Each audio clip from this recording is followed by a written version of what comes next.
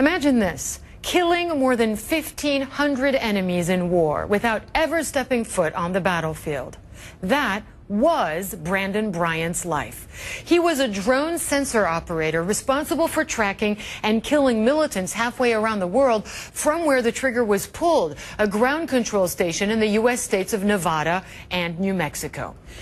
Grainy black and white videos like this one give us a bird's eye view of this new form of warfare. This attack, for instance, took place on the border of Afghanistan and Pakistan back in 2008.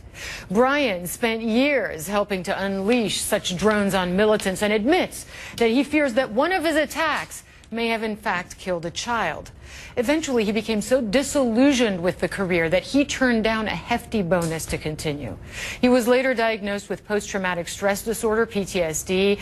Now Bryant is opening up about it all, giving the world a window into the windowless bunker where he spent the past several years, and revealing new details about America's top secret and controversial drone program. Brandon Bryant joins me now from New York. Thanks for being with us. Thank you for having me. So, first of all, I think many people wonder this. What is it like being in a bunker with basically a screen in front of you and a few buttons to push and killing someone half a world away?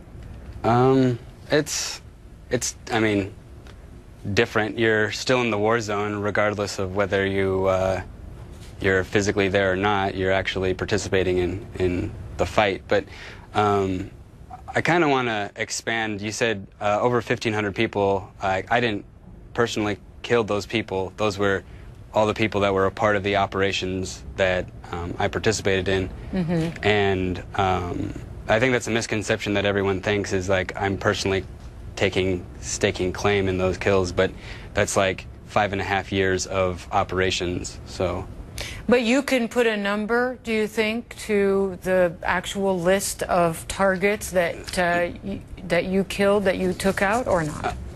Not really. It's the whole thing is kind of a convoluted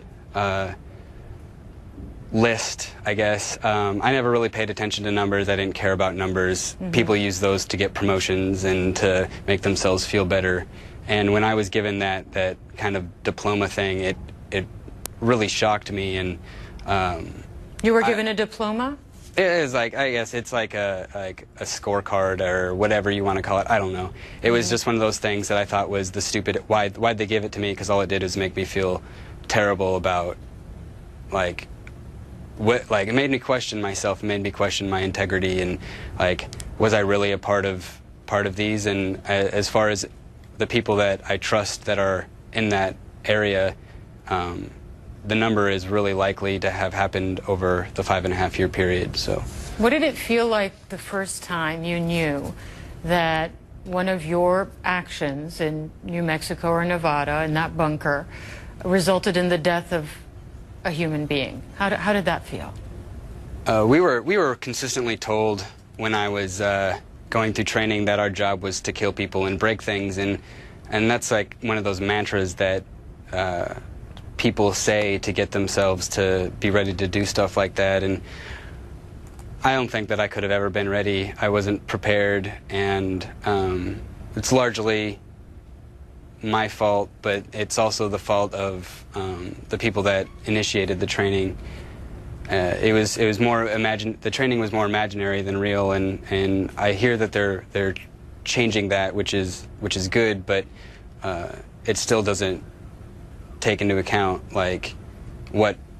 how do you really convey that to people? You're not sitting there, you're not pulling the trigger of a rifle, you're sitting there in a bunker or in a ground control station. I get that, but what was it like for you on a personal level? Because at one point, according to other interviews I've seen with you, Brandon, you thought that essentially one of the attacks killed a child. This is something that you thought you saw on the video monitor. Right, and it really opened my eyes to what the war was about. That it's not clean. Like we were told that this was a clean, everything was precise, and we're not a scalpel. We're still a missile, and there's still mistakes that happen, and there's a lot less mistakes than an F-16, but it still made me feel like I just ended a human life, you know? How is anyone supposed to deal with that? And we were told to shut up and color, and we couldn't talk to a psychologist, and we couldn't do this, and if we talked to anyone, we'd lose our clearance. And so it affected a lot of people, and it would have been a lot better for us if we would have been able to sit down and talk with someone to rationalize what has happened. So why are you speaking up now? Because I feel like all the drone operators, they get a bad rap, and they need someone to talk how it's not a video game, how it is real life, and these people need just as much help. There's a huge mental health issue here that no one wants to seem to address, and it needs to be addressed, and these people need help and guidance, and they need to be shown that they're actual legitimate people, so they're not just an unmanned drone flying in the sky above them. There's actual people operating behind it, and they're human beings. Like, they're affected by this just as much as people on the ground. You know, one of the things, I spoke to a former CIA counterterrorism official who essentially was saying Americans want a sterile, they want an antiseptic war, they don't want blood, they don't want their soldiers killed. And in the end, this is a video. I mean, this is black and white, grainy video.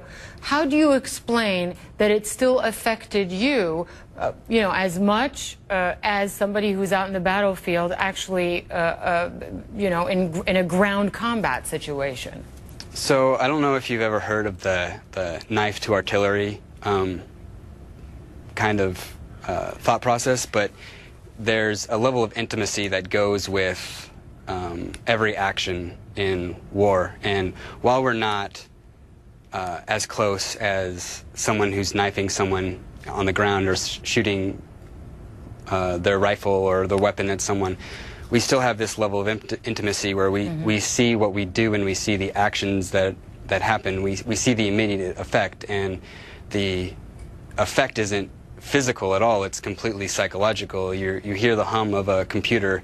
You don't feel the missile coming off the rail. You watch it, and that disconnect right there, I think, affects a lot of people because there's no physiological effect on people.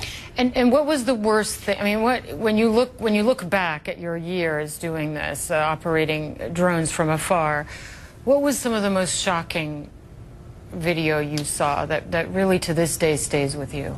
The most shocking, I think, was when we were following someone and the guy stopped and pulled out 2 kids and executed them in the middle of the street, and he knew that he wasn't, he had no consequences, and the crew that got him later, it was like vengeance almost. And these are bad people. Like, you have to understand that there are bad people over there, and we do our best to get them. And but like you said earlier, America wants an antiseptic war. We want a clean war, and the reality is that nothing is clean. Like, it can't ever be clean. Like, there's a reason why war is hell, and it's dirty and gross, and no one wants to participate in it, because if it was clean, then everyone would want to be a part of it. And you mentioned that time you thought you killed a child, though your superiors say that they believe that it was not a child, that it was a dog, possibly. But you described in other interviews sort of seeing blood gushing out, seeing somebody who'd lost a limb, etc. Tell us about those images as well, because this is something you're experiencing not just as a viewer, but as a participant in the incident itself. That was my first Hellfire shot, and it was in January, so it was cold, and like when we fired the Hellfire shot, and the 2 guys died, and then the guy, his right leg was severed. Like, I watched he bleed out from his femoral artery, and pixelization, and it was shocking. Like, it's pixelized, and it doesn't really look real, but it was real, and I think that was the most heartbreaking part for me. So do you still suffer from post-traumatic stress? And what would you tell Americans who support, because as you know, about 2/3 of Americans support the drone program and targeting non-U.S. citizens abroad. What would you say to them? I still feel moral injury. I mean, there's a lot of people that make me feel guilty for feeling bad, and especially guys on the ground. And I'm never going to compare myself to the guys on the ground, and they're mostly fantastic people, and what they do is they're much more braver than I am, and they're badasses. I'm not a badass, but what I would say is if you like drone operations, and if you are one of those people that are for it, then you need to hold your leadership accountable for their actions, and you need to make sure that these actions are held in war zones and designated war zones, and that there's more transparency, because you can't give someone that amount of power and expect them to use it wisely without being put in check in some sort of shape or form. All right, Brandon Bryant, a former drone operator with a rare, really a rare point of view there as far as this drone program is concerned. Thanks so much for joining us from New York.